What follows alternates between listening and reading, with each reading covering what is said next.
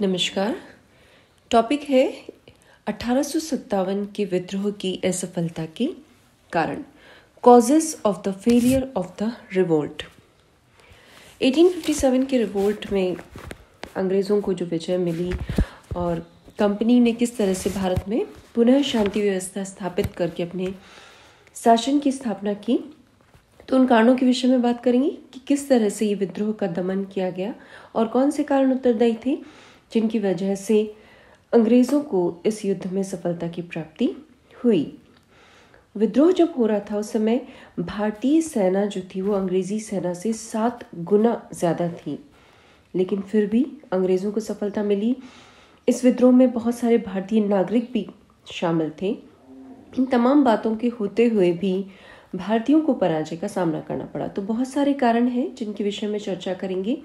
कुछ प्रमुख विद्वान हैं जिन्होंने कुछ कारणों को ज़्यादा महत्व दिया है, जैसे कि वाजपेयी हैं, विद्वान हैं। वो ये कहते हैं कि 1857 का जो विद्रोह था उसकी असफलता में कुछ एक प्रमुख कारण में मेरठ के विद्रोह का प्रारंभ हो जाना, सिखों और गोरखों के द्वारा अंग्रेज़ों को सपोर्ट करना या उनकी गद्दारी, किसी भी सुयोग्य नेता का अभाव या निर्देशन नहीं मिला इस युद्ध में, भारतीय नरेशों ने असहयोग किया भारतीय जनता के साथ में, अंग्रेज़ों को सपोर्ट किया, और दक्षिण भारत जो था वो पूरी तरह से उदासीन रहा। तो भारत का एक बहुत बड़ा हिस्सा ऐसा भी था जिस पर हम 1857 के रिवोल्ट के प्रभाव को नहीं देख पाते हैं। और भी बहुत सारे कारण हैं जिनमें P.E. रॉबर्ट्स इन्हीं कारणों के साथ में बात करते हैं कि ये केंद्रीभूत विद्रोह था, यानी सीमित था। साथ ही साथ उस वक्त जो गवर्नर जनरल थे लॉर्ड कैनिंग, उन्होंने जो उदारतापूर्ण नीति अपनाई थी, भारतीयों को जो आश्वासन दिए थे, भारतीय नरेशों के साथ जो उन्होंने न्याय की बात की थी, पुरस्कार की बात की थी, तो वो भी कारण है कि उनकी उदारता की वजह से भारतीय शासक जो है वो अंग्रेजी शासन में के साथ में उनको सपोर्ट करने लगे। डॉडवेल का ये मानना है कि संगठन का अभाव था, ये विद्रोह जो था वो संगठित नहीं था। तो ये बहुत बड़ा कारण है जिसकी वजह से ये विद्रोह अलग अलग क्षेत्रों में अलग अलग स्वरूप भी धारण करता है। और सुंदरलाल कहते हैं कि इसमें भारतीयों ने असहयोग किया, यानी मिलजुल कर इस युद्ध का उन्होंने संचालित नहीं किया। तो ये तमाम कारण हैं, इन्हीं कारणों के बारे में हम चर्चा करेंगे।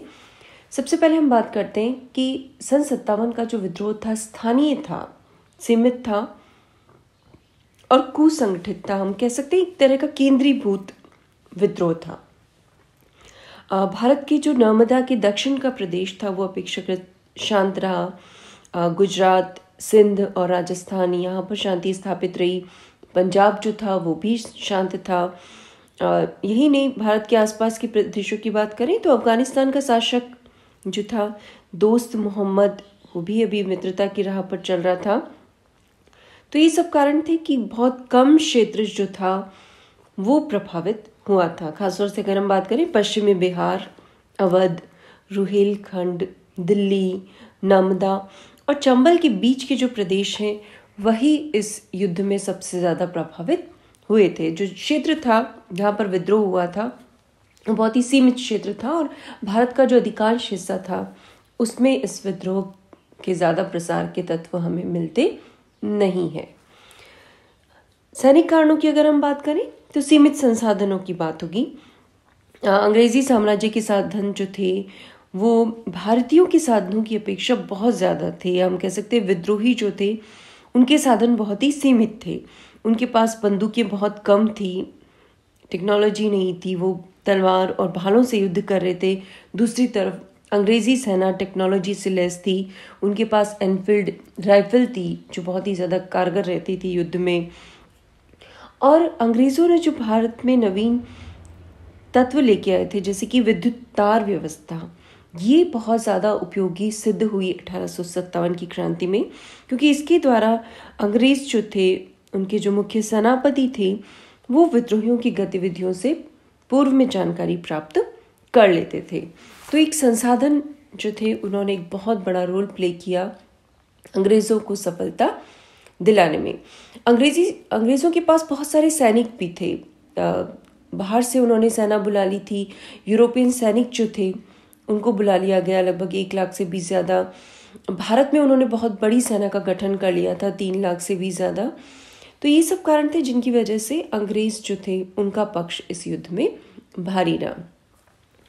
उसके बाद हम बात करें भारतीय नरेशों का असहयोग। कुछ विद्वान जो है वो 1857 के विद्रोह को सामंतवादी स्वरूप का मानते हैं। सामंतवादी स्वरूप का, जिसमें कुछ जो सामंत है या शासक है वो राष्ट्रवादी प्रवृत्ति के हैं, और कुछ जो है उन्होंने अपने ही हितों की सुरक्षा के लिए अंग्रेज़ों का साथ दिया।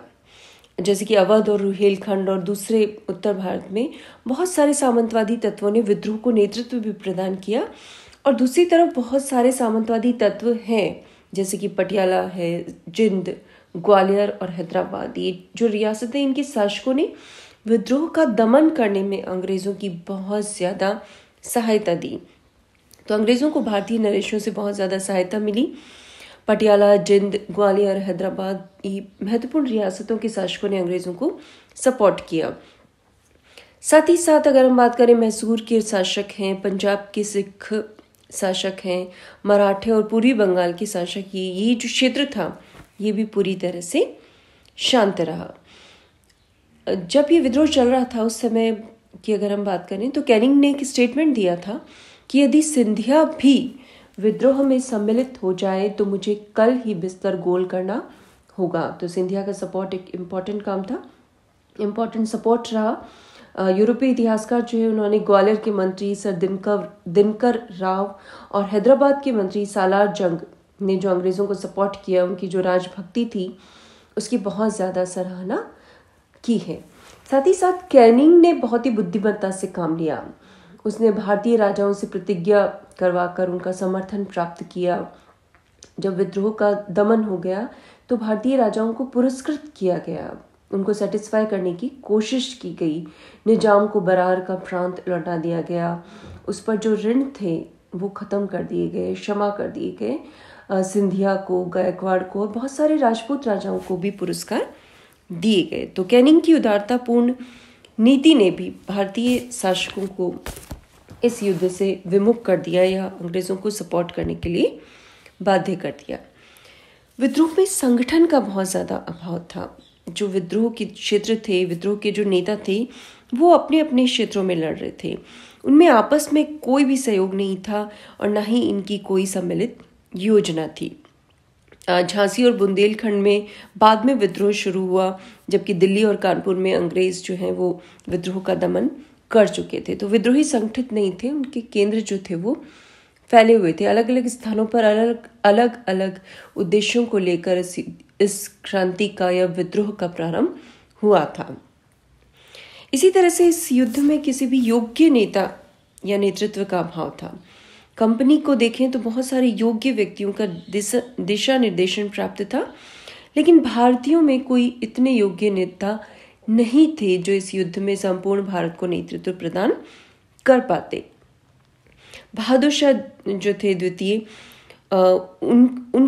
उनमें नेतृत्व करने की क्षमता नहीं थी, उम्र भी उनकी काफ़ी हो चुकी थी। वो खुद भी इस विद्रोह के बारे में बिल्कुल जानकारी नहीं रखते थे। अचानक ही उन्हें भारत का शासक या बादशाह घोषित कर दिया गया। तो दिल्ली में बहादुर शाह को सम्राट घोषित कर दिया गया। ग्वालियर में नाना साहब ने अपने आप को पेशवा घोषित कर दिया, जिनमें सैन्य संचालन में बिल्कुल भी वो निपुण नहीं थे। इसी तरह से तांतिया टोपे जो थे उनमें भी बहुत ज़्यादा सैनिक योग्यताएं नहीं थी। झांसी की रानी जो लक्ष्मीबाई है वो बहुत वीर थी, लेकिन उनको अनुभव बहुत ज़्यादा नहीं था और उनका कार्यक्षेत्र भी बहुत कम था, बहुत सीमित था। और भी छोटे मोटे विद्रोह की बात करें तो जगदीशपुर के जमींदार कुंवर सिंह भी काफ़ी वृद्ध अवस्था में थे। तो भारतीयों को बहुत ही योग्य और कुशल नेतृत्व इस युद्ध में प्राप्त नहीं हो पाया, जबकि अंग्रेजी सेना में निकलसन, नील, हैब्लॉक, आउट्रम, ह्यू ग्रोस, सर जॉन लॉरेंस जैसे योग्य व्यक्ति थे जो बहुत प्रतिष्ठित भी थे, अनुभवी भी थे और जिन्होंने बहुत ही कठिनतम परिस्थिति में युद्ध लड़कर कंपनी को एक तरह से भारत में कंपनी के शासन की स्थापना फिर से कर दी गई। इसके अलावा एक इम्पॉर्टेंट कारण ये भी है कि दक्षिण भारत जो था वो पूरी तरह से इस क्रांति से अछूता रहा, उदासीन रहा। नर्मदा के दक्षिण का भारत पूरी तरह से शांत रहा।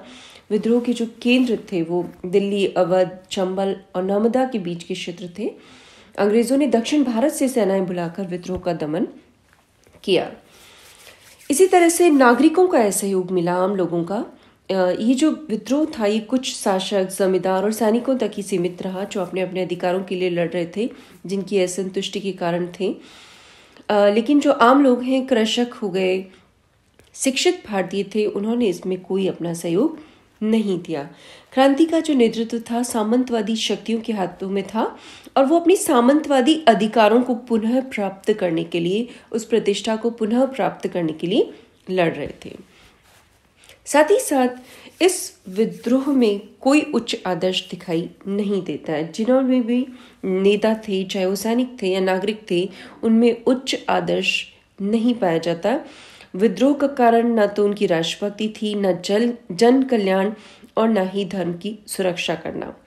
उनका जो विद्रोह का जो स्वरूप था वो अलग अलग स्थानों पर अलग अलग कारणों से युद्ध कर रहे थे, इसलिए वो कभी संगठित नहीं हो पाए। अंग्रेज जो थे उनका उद्देश्य एकदम क्लियर था।